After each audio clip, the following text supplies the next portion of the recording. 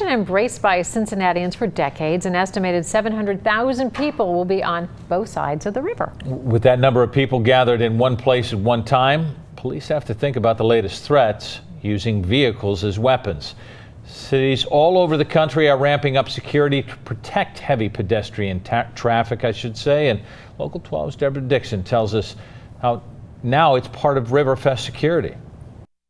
Charlottesville is the latest vehicle ramming attack. There are so many more, some inspired by the Islamic State, such as the man who drove into students at Ohio State.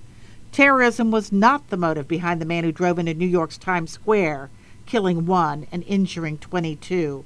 Security experts say no community is immune to this kind of attack by a lone wolf or a terrorist.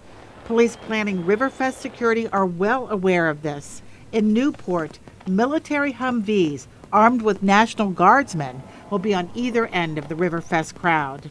We have a couple of vehicles coming from the U.S. military. They're Humvees. They actually eject a steel plate that's been designed somewhat similar to what you see on the highway as a guardrail, to where it's impenetrable. So if somebody decides they want to try to run through the event, it's impossible to be done.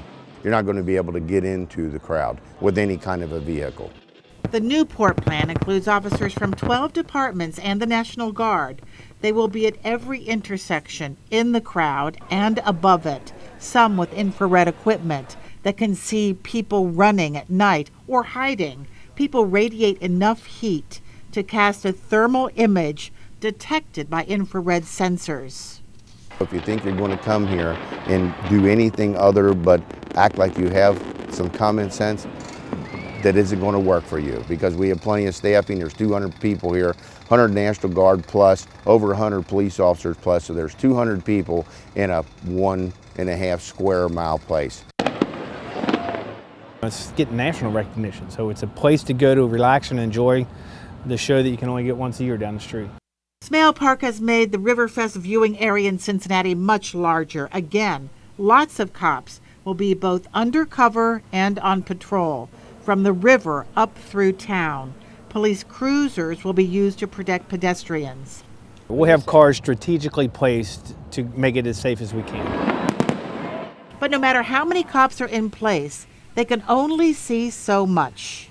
It all adds up to see something, say something, because we are a certain amount of eyes, but if somebody sees something suspicious, we get those calls every year where something seems out of place and we respond to them. So we do have a whole lot of cooperation from the people who want to come down and enjoy themselves.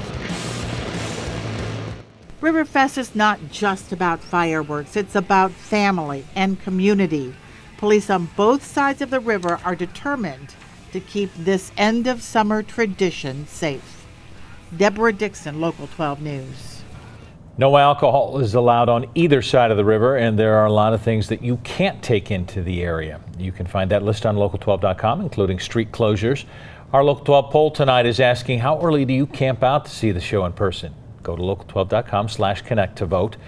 If you would like to catch fireworks from the comfort of your couch, you can see them right here at Local 12 beginning at 9 o'clock tomorrow night.